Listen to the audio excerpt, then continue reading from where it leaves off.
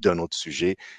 J'espère en un peu plus de longueur, sinon on va le faire en deux numéros, mais c'est en tout cas ça que nous allons essayer de faire. Alors les amis, comme moi, vous avez peut-être suivi, là, c'était hier, donc on est le 22 avril, donc c'est sorti hier, donc ce week-end, on est le week-end du 22 avril, la SCTP redevient ONATRA. Vous avez peut-être vu ça. Si vous n'avez pas vu, je vous signale tout simplement que la SCTP redevient ONATRA. C'est un titre dans plusieurs journaux en RDC. Alors, à certains, ceci ne parle vraiment pas. Je vous signale par ailleurs que ça, c'est un espace où nous parlons un peu plus en détail RDC. Donc, vous êtes les bienvenus en tant que Congolais ou amis de la RDC à contribuer. Mais nous avons un autre type d'émission que j'appelle ici parti pris. Pardon, que j'appelle ici tournée africaine. Là, on parle un peu des thématiques plutôt africaines, panafricaines, plutôt larges et qui ont tendance à s'appliquer sur plusieurs points, sur plusieurs pays en Afrique. Mais là, on fait une plongée dans la RDC, les amis. Alors, certains se disent, ben, qu'est-ce que ça a à voir? Et puis, voilà, c'est quoi l'intérêt de ce sujet? Eh ben, les amis, je vais vous dire, comme toujours, on commence parfois par une thématique précise, par un point d'actualité, et puis on l'étend sur une thématique beaucoup plus globalisante, et c'est ce que je vais vous inviter à parcourir avec moi aujourd'hui. Donc, voilà.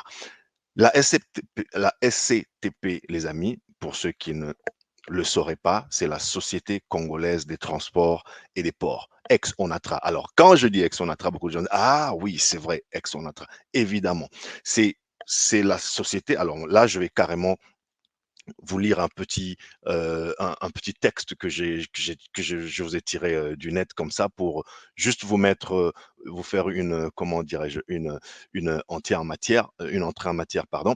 La Société commerciale des transports et des ports, donc SCTP, autrefois appelée Office national des transports, donc ONATRA, est une société anonyme, unipersonnelle de la RDC, et alors, la société s'occupe donc basée à Kinshasa, enfin leur siège en tout cas est à Kinshasa, mais ils sont plutôt concentrés sur la partie ouest du pays. D'ailleurs, je peux carrément vous lire ce petit texte dit ici. Basé à Kinshasa, la société est spécialisée dans l'exploitation ferroviaire, fluviale, portuaire, donc maritime et fluviale, telle l'épine dorsale de l'économie de la RDC. Comme je le disais, société plutôt concentrée dans ses activités essentiellement à l'ouest, au centre et au nord du pays, avec pour mission idéalement d'assurer le désenclavement, l'approvisionnement de l'industrie locale et la mobilité des biens et des personnes. Ça, c'est une présentation plutôt générique, les amis, sur ce que c'est que cette entreprise, ce que c'est que cette entreprise du portefeuille de l'État congolais, la SCTP. Alors, la question, c'est OK, pourquoi l'intérêt sur cette discussion? Pourquoi la SCTP change de nom? Eh ben, j'aimerais vous inviter à juste parcourir l'explication en tout cas officielle communiquée, et puis on va commenter dessus un petit instant. Alors, pendant que je vous le montre, je vais regarder. Il y a peut-être un ou deux commentaires. Salut Clinton. Ouais, déjà présent, fidèle au poste. Merci à toi. Tu es chez toi. Salut Patrick. Merci beaucoup. Et vous tous qui êtes déjà là sur plusieurs plateformes, je vois, il y en a qui nous arrivent de YouTube. Patrick, tu es sur LinkedIn. Clinton, toi aussi, tu es sur LinkedIn. Je vais voir s'il y a des gens sur Facebook. Je suis sûr qu'il y en a tout plein, mais on va avancer, les amis. Donc, j'étais en train de vous dire que pourquoi le nom change. Là, je vous ai tout simplement sorti un communiqué. C'est un communiqué signé au 11 avril, mais qui a été rendu public, comme je vous le disais, ce week-end, donc hier ou il y a 2 jours, et qui est signé par Madame la ministre du portefeuille. Et je vous ai surligné juste un petit extrait, concerne changement de dénomination de votre société. C'est la ministre du portefeuille qui s'adresse au président intérimaire, au président AI du conseil d'administration de cette société d'État, qui est la SCTP, ex-ONATRA, et qui dit, je cite, considérant la confusion qui est constatée dans les abréviations des dénominations de votre société et celle de la SCPT SA, je vous demande de revenir à l'ancienne appellation Office national de transport, en sigle ONATRA. Donc, en cause ici, une confusion, nous dit-on, confusion de nom. Il est vrai quand même que ça a toujours été un peu compliqué. Vous savez, jusqu'à aujourd'hui, beaucoup de gens, quand ils parlent SCTP, ils disent SCTP ex-ONATRA. Il y a comme si le nouveau nom n'a jamais vraiment pris, il n'y a jamais eu d'appropriation vraiment de cette nouvelle dénomination, cette nouvelle appellation. Et, et, et le fait qu'il y ait une autre société d'État qui est tout aussi présente dans les médias et dans le quotidien de chaque Congolais, qui est la SCPT, qui celle-là est la Société congolaise des postes et télécommunications. Vous voyez, ça fait SCTP, SCPT, ça cause un peu de confusion. Mais la question, et ça, c'est une déformation qui devrait toujours être la nôtre, vous et moi, les amis, lorsque on a un peu d'esprit critique, c'est toujours de questionner les faits. Une première question, c'est pourquoi maintenant? Est-ce qu'on se rend compte, est-ce que c'est hier soir qu'on s'est rendu compte de cette confusion? Ça, c'est une question que je vous pose. Dites-moi. Parce que, évidemment, je vous signale que c'est depuis 2011 qu'il y a eu que le COPIREP a institué, on va dire, ce changement, cette mutation de plusieurs sociétés d'État, certaines en sociétés commerciales, d'autres en... Donc, bref, l'idée, c'était de les transformer en sociétés commerciales. On parlera du COPIREP tout à l'heure, vous l'avez vu dans le titre, parce que le COPIREP, c'est le pardon, comité de pilotage de la réforme des entreprises publiques en RD Congo. Donc, j'aimerais juste dire, moi, j'ai trouvé cette information, OK, pourquoi pas, mais quelque part, l'esprit critique en moi est un peu piqué. Je me dis, OK, d'accord, confusion, mais pourquoi maintenant? Qu'est-ce que vous en savez? Pourquoi maintenant? Ça fait 2011, on est en 2023, ça fait 12 ans. Évidemment qu'il y a plusieurs administrations, plusieurs gouvernements qui sont passés par là. Mais moi, quand je vois ça dans les médias et ça sort comme une nouvelle, on a l'impression que c'est une confusion qui date, potentielle confusion, puisque bon, voilà, c'est SCTP, SCPT, c'est vrai, ça se ressemble, mais s'il y a confusion, ça date d'au moins il y a 12 ans. Qu'est-ce qui s'est passé dans l'écosystème congolais, notamment dans l'écosystème des affaires et l'écosystème étatique, pour que cette confusion soudainement devienne tellement débilitante, devienne tellement handicapante, devienne tellement dérangeante qu'il faille absolument changer de nom. Ça, c'est sur la forme. Ça, c'est sur ce qui apparaît. Moi, j'aimerais vous entendre. J'aimerais savoir ce que vous en pensez parce que, en plus, ça, c'est une compagnie, c'est une société d'État qui laisse très peu de gens indifférents, mais nous en reparlerons avec tout ce qui se passe dedans. Donc voilà, ma toute première interrogation, toute bête, c'était pourquoi maintenant? Ça fait 12 ans qu'on est dans cette nouvelle réalité, même si c'est clair que ce soit du côté du personnel, que ce soit du côté du commun des mortels, on a très clairement l'impression que les gens n'ont jamais pris à la nouvelle dénomination. Est-ce que cette communication avait été faite pour que les gens s'en approprient? Parce que derrière ce changement de nom-là, les amis, il y a eu quand même un, quelque chose de beaucoup plus profond. C'est pas juste on s'est réveillé un matin et on a dit oh, on a trace, ça commence à faire vieux, on va s'appeler SCTP, Société Commerciale. Dans Société SCTP, il y a c'est le C dans SCTP, les amis, c'est commercial. Vous savez, ici, c'est Excel Africa BizTech. On essaye de regarder les enjeux de compétitivité, les enjeux de souveraineté, les enjeux de développement en RDC. Donc, quand on est en train de transformer une entreprise publique en une entreprise commerciale, il y a certainement un enjeu de compétitivité. C'est pas tout le temps que ça doit se faire, mais quand ça se fait, c'est que derrière, il y a une vision de compétitivité. Et la RDC, nous devons être compétitifs. Nous devons devenir compétitifs. Surtout lorsque l'on regarde la nature de l'entreprise qui nous occupe aujourd'hui. C'est une entreprise, je vous le lisais tout à l'heure, qui s'occupe en fait du transport fluvial, du transport maritime.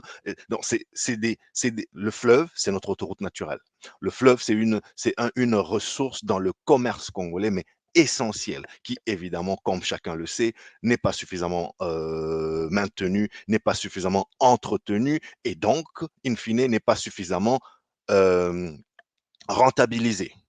D'accord? Et le transport en général. Nous parlons du désenclavement qui va dans le cœur des activités de la SCPT, ex-Onatra, qui bientôt redeviendra Onatra. On est en train là de parler de désenclaver le pays. Rappelez-vous, quand nous avons parlé sur les 2, 3 semaines passées, plutôt un peu plus tôt, parce que les 2, 3 semaines passées, nous parlions de la RDC East African Community, vidéo d'ailleurs que je vous recommande vivement et merci à tous vos commentaires. Mais juste avant ça, donc il y a 3, 4, 5, 4, 3 semaines là, nous avons parlé assez longuement sur le PDL 145 territoires, le programme de développement local des 145 territoires.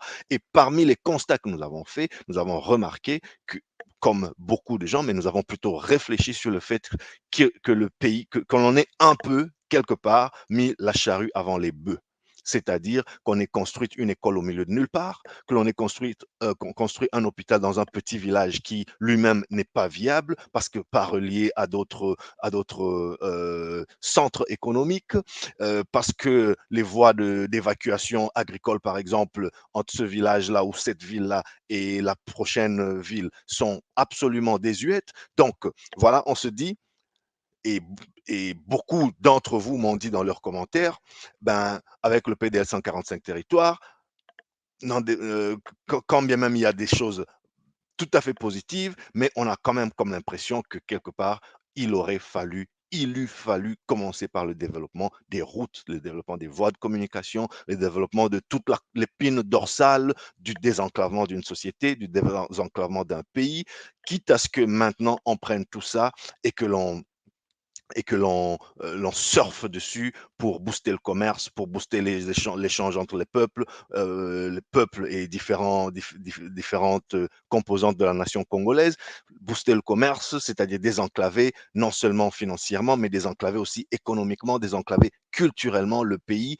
Et in fine, tout ceci concourt à l'unité nationale, l'union nationale, la cohésion nationale que nous sommes en train, chacun à sa petite mesure, d'essayer de bâtir, mais en tout cas, dont le gouvernement nous parle à longueur de journée. Donc, il faudrait de temps en temps surfer sur des bases plutôt naturelles telles que le désenclavement, parce que lorsque nous sommes désenclavés, nous pouvons aller de A à B, nous allons éviter, nous allons sortir de ce carcan mental et intellectuel de voilà, je suis né à Kinshasa, j'ai grandi à Kinshasa, étudié à Kinshasa, tu me parles Matadi, c'est déjà trop en dehors de mon univers. Tu dis Chikapa, je sais même pas de quoi tu parles. Tu dis Lubumbashi, ben là, tu m'as complètement perdu.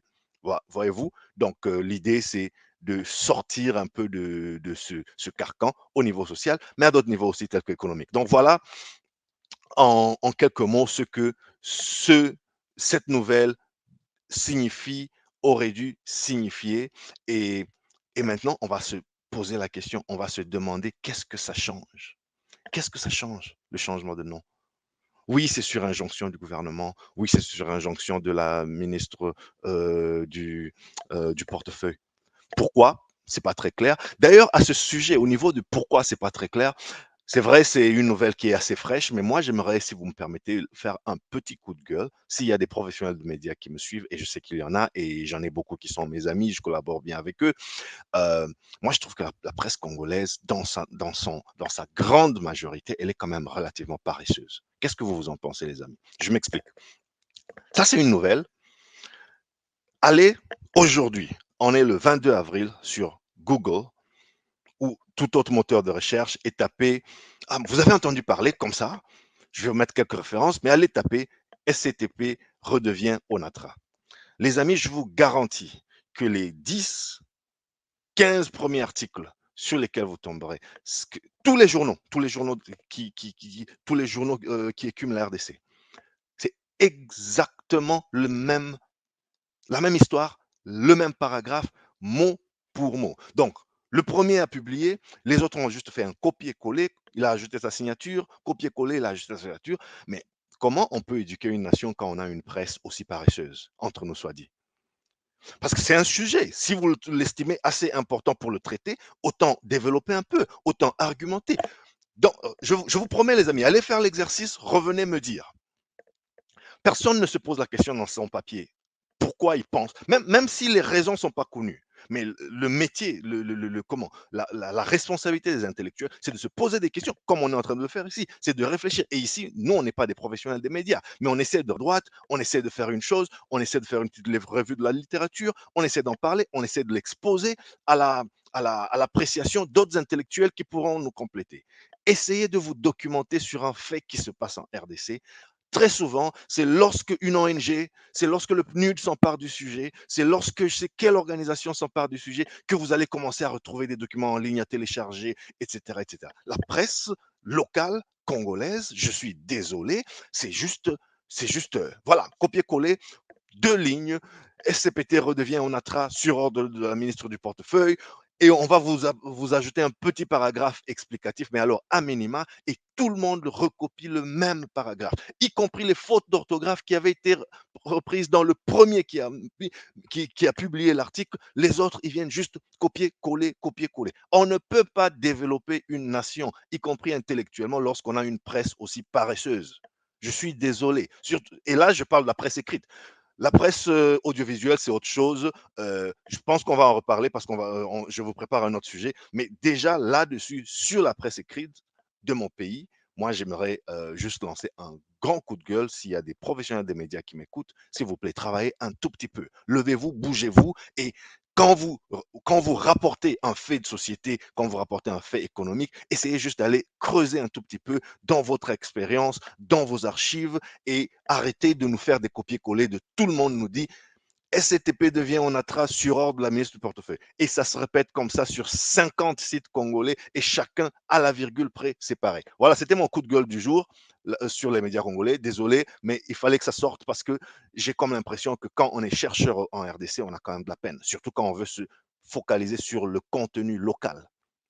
Vous voyez, quand on veut se focaliser sur le contenu. Sinon, ben, écoute, on arrête, chacun va faire ses recherches et on va tous référencer Smith 2007, comme toujours. On va référencer La Montagne 2014 ou McDonald's 2003, comme toujours, parce que dans notre environnement local, ceux qui produisent du contenu local, soit c'est tellement pauvre, ou alors c'est pas publié, ou alors ça va sortir 10 ans après quand le sujet aura perdu de son intérêt. Donc voilà. Dites-moi d'ailleurs ce que vous en pensez. Est-ce que vous me trouvez excessif? Est-ce que vous me trouvez trop exigeant envers notre presse? Je sais qu'il y a des problèmes de moyens, mais moi je pense qu'il y a quand même un sérieux problème de paresse intellectuelle. Ça, c'est mon coup de gueule concernant la presse de la RDC.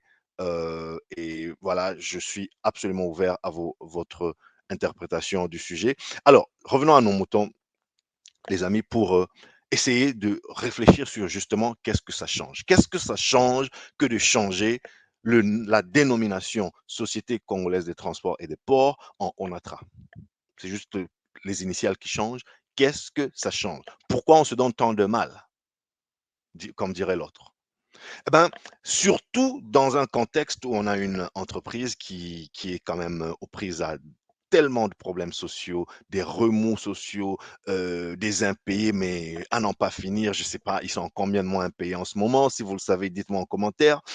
Mais c'est une entreprise qui est, je ne sais pas si malade, c'est encore la bonne formulation des choses. Je pense qu'elle est morte. Je pense qu'elle est complètement morte. D'ailleurs, comme plusieurs autres sociétés d'État, ce qui a poussé la réflexion de les reformer en sociétés idéalement commerciales qui pourraient être plus viables. Bon, les résultats, là-dessus aussi, ils sont mitigés pour être gentils, mais c'était ça l'idée.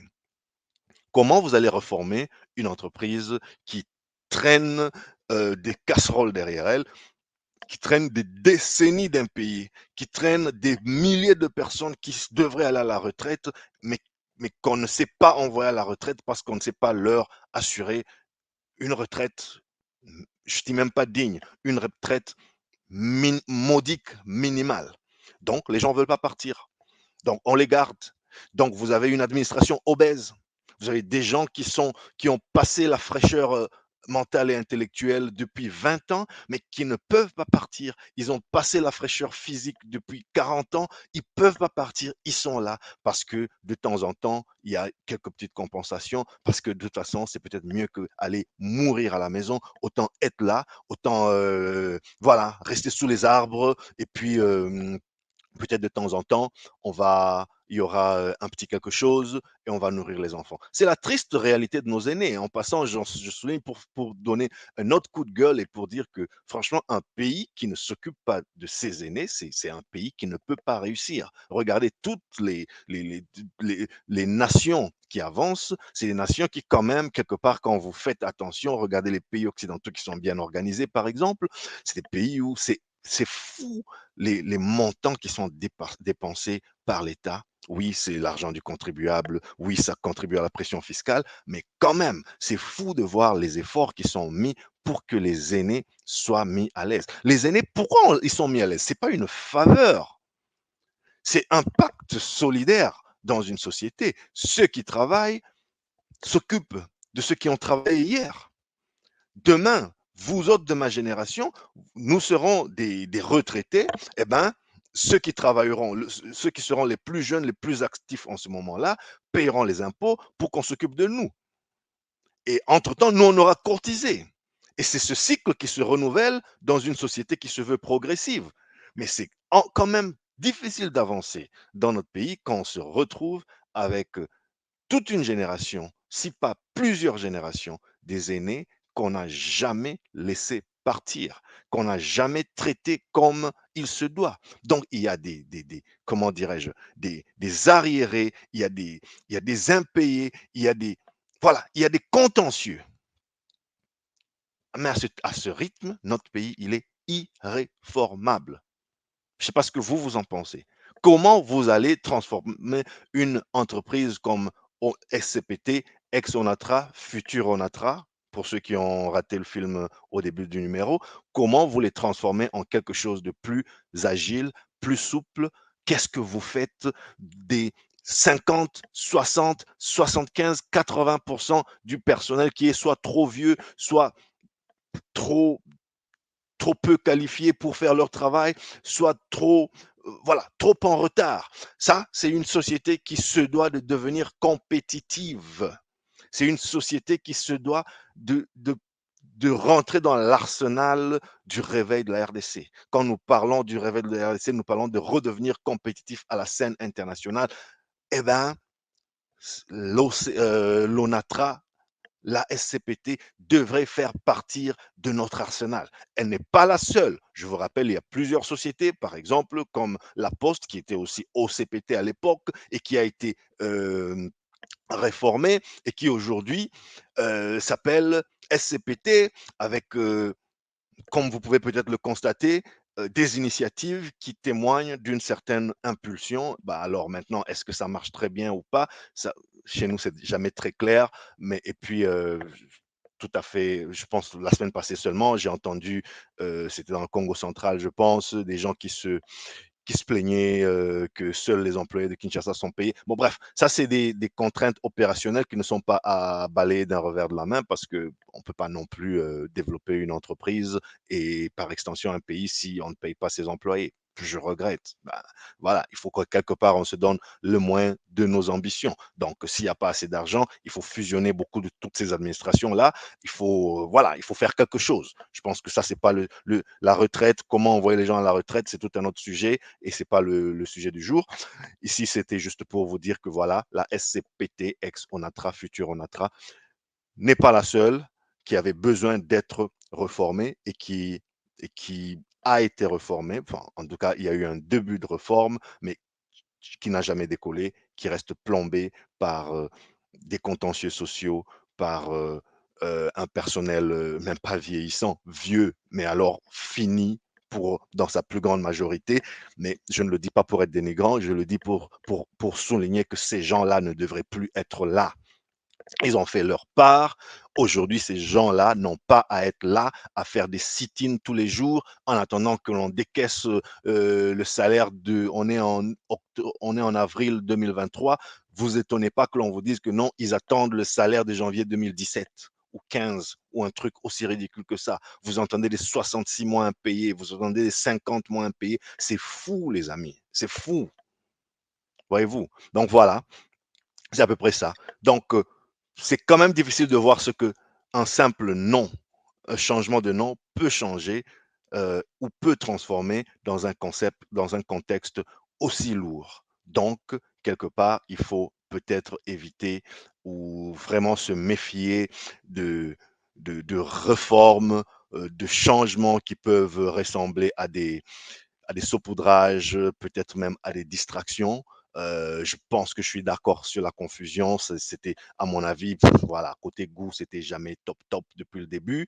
Mais peut-être qu'il faudrait à un moment que les Congolais, que ces choses concernent, c'est-à-dire les employés, c'est-à-dire nous tous qui devons profiter de la compétitivité de ces entreprises-là pour surfer et créer le rayonnement de notre pays, eh ben, quelque part, il faut que l'on arrête d'être naïf.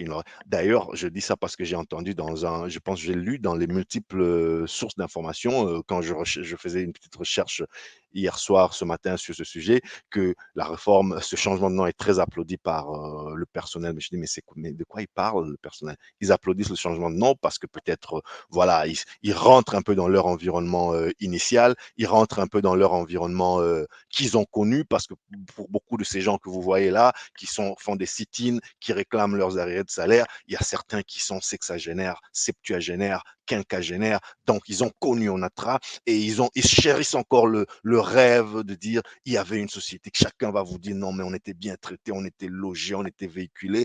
Ben, il y en a tout simplement qui n'ont pas encore compris que ces jours-là sont passés. Mais c'est pas parce que ces jours-là sont passés que leur dû n'est pas dû.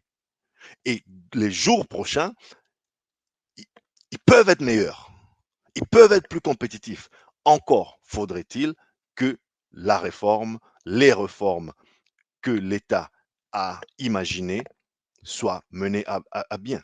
Et parlant des réformes, les amis, je me plonge dans le sujet de, voilà, comment l'État avait envisagé de faire ces réformes? Eh bien, à travers le COPIREP. Le COPIREP, c'est le comité de pilotage de la réforme des entreprises de portefeuille de l'État, qui a des missions très claires, les amis. Un, réformer les entreprises publiques.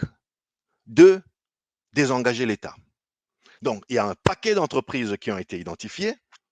Et ce qui se passe, c'est on a cet organe de l'État, le COPIREP, qui est un organe autonome et qui, dans ses missions, et je peux même vous le dire, vous les lire ici très rapidement, in extenso, les missions relatives à la réforme des entreprises. Donc, d'un côté, réforme des entreprises publiques. Et ici, ces missions consistent à proposer le nouveau cadre légal réglementaire pour régir les entreprises publiques. Proposer une stratégie globale, sectorielle et par entreprise de la réforme de ces entreprises. Assister les institutions et services publics dans la mise en œuvre du processus de réforme des entreprises publiques. Assurer le contrôle et le suivi de la mise en œuvre du processus initié. Préparer la réforme du Conseil supérieur du portefeuille. Préparer les projets. Donc, il y a des missions très claires qui portent sur la réforme des entreprises publiques. Et il est très édifiant de voir dans la démarche ici qu'il s'agit de moderniser le cadre juridique et institutionnel qui régit ces entreprises, initier des réformes sectorielles dans une vision de libéralisation, ainsi que structurer les entreprises publiques au cas par cas, notamment pour améliorer leur potentiel de production à laquelle les biens et services rendus par elles et renforcer leur compétitivité. Mot-clé ici, le mot y revient, renforcer les amis leur compétitivité. Donc derrière toutes ces réformes, il y a le besoin de renforcer la compétitivité. Ça ne sert à rien de réformer si derrière on ne va pas être plus agile, si derrière on ne va pas être plus compétitif au niveau local et au niveau international. Ça ne sert strictement à rien. Donc, qu'il y ait une injonction qui dise voilà, on va changer de nom. Moi, je dis pourquoi pas, surtout si le nom porté à confusion. Mais bon, après 12 ans que ce nom-là a été accepté, toléré, revenir sur ça, c'est engager des dépenses, il faudra changer l'identité visuelle, il faudra faire tout ça. OK, pourquoi pas si c'était vraiment une tare qu'il fallait éliminer, mais quelque part, est-ce qu'on n'est pas en train de passer à côté de l'essentiel? Est-ce qu'on a adressé les vrais sujets, les impayés de ces employés-là, ceux qui doivent partir, le renouvellement de l'outil de production, le renouvellement du personnel? Est-ce qu'on est en train de faire quelque chose là-dessus? Parce que c'est bien gentil de dire on va changer de nom, mais quelque part, il faut quand même que on s'habitue en RDC d'aller au fond des choses. Et le fond des choses, c'est aller à l'essentiel et non pas toujours dans des distractions qui pourraient franchement perdre le temps de tout le monde. Et d'ailleurs, je vais revenir ici juste pour dire la deuxième raison, qui est le désengagement de l'État, qui parle de rédiger dans les missions du COPIREP. le comité de pilotage de la réforme des entreprises du portefeuille de l'État, qui parle de rédiger le cahier des charges de chaque opération de désengagement. Le désengagement de l'État, les amis, c'est quand l'État décide de se retirer d'une entreprise d'État. Voilà, une entreprise d'État, elle est détenue à 100% par l'État et il vient un moment où l'État, par besoin de soit de générer des fonds, soit d'être plus compétitif, décide de se retirer et de dire, voilà, on va se retirer du capital, peut-être à la faveur d'un partenariat public-privé, on va injecter des fonds privés. Et ce processus-là, le copyright est l'organe de l'État chargé de le piloter et dans la gouvernance, et dans l'exécution, et dans la réflexion en amont et en aval. Alors ici, je vais parler par exemple de procéder par des experts indépendants à une évaluation préalable, c'est ce que je vous disais, en amont et en aval. Donc voilà les missions un peu du copyright, elles sont nombreuses, je ne vais pas toutes vous les lire, vous pouvez vous documenter, c'est très, très facile d'accès. On essaie de vulgariser ces notions ici aujourd'hui. Venez pas me dire que non, c'est trop difficile, c'est trop compliqué, c'est trop ceci. Franchement, entre nous, c'est des informations qui sont publiques. Je ne vous ai pas cité des sources étatique ici, secret défense, c'est des choses qui, si vous m'écoutez, c'est que vous êtes un professionnel, vous travaillez, vous vous intéressez un peu à ce qui se passe autour de vous, que vous soyez congolais ou non, ou alors vous êtes un étudiant, ou alors ça peut nourrir votre réflexion dans des travaux académiques et tout. Donc voilà, intéressons-nous à ce genre de choses, les amis. Mais là, c'est vraiment en termes de missions à retenir pour le copyright, réforme des entreprises publiques, d'une part, des engagements de l'État, d'autre part, et toutes ces réformes doivent être pensées. J'ai un commentaire, Richard, qui me dit, le copyright devrait faire son travail scientifique et non politique. Les réformes prendront forme si et seulement si il y a la reprise de conscience de l'État congolais. Merci pour ce commentaire, Richard. Oui, je suis tout à fait d'accord. Ça, c'est un risque, hein, c'est un risque dans notre pays et il est temps que ça change, les amis. C'est un risque que tous les organes, y compris les organes techniques, s'immiscent dans la politique. Je sais que tout est politique, les amis. Donc, on va pas faire l'autruche. Tout est politique. Quand tu payes tes impôts, ben, tu fais de la politique, quelque part. Si tu payes des impôts, tu fais de la politique parce que tu finances l'État, c'est-à-dire le gouvernement, pour qu'il mette en œuvre sa politique, pour qu'il construise le kilomètre de route qu'il a promis de construire, sur lesquels il viendra dire, voilà pourquoi il faut me réélire, parce que j'avais construit le kilomètre de route que j'avais promis, mais j'avais promis avec l'argent de qui? Avec l'argent du contribuable. Donc, on ne va pas non plus mystifier le concept de politique. Quand tu payes tes impôts, tu fais de la politique. Mais il y a la politique active, il y a la politique électorale et tout. Et c'est vrai que même si tout, in fine, dans un pays rentre et retombe sur la politique, la gestion de la chose publique, eh ben, il faudrait quand même que les organes techniques sachent rester dans leur couloir le plus longtemps possible et être la lumière technique dont les preneurs de décision, dont les décideurs ont besoin pour faire avancer telle ou telle autre cause. Et moi, je pense que c'est un commentaire, Richard. Merci pour cette contribution à la discussion. Elle est tout à fait pertinente. Donc voilà.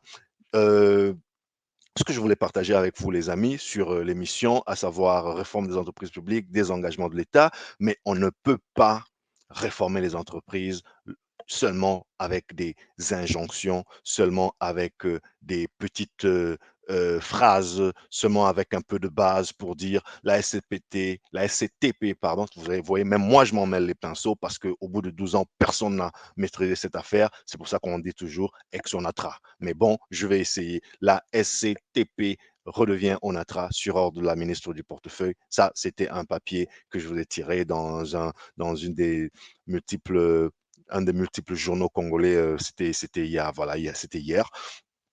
Tout ça pour vous dire, les amis, c'est gentil de donner des injonctions, mais les autorités, les dirigeants de ce pays-là doivent apprendre à aller au fond des choses.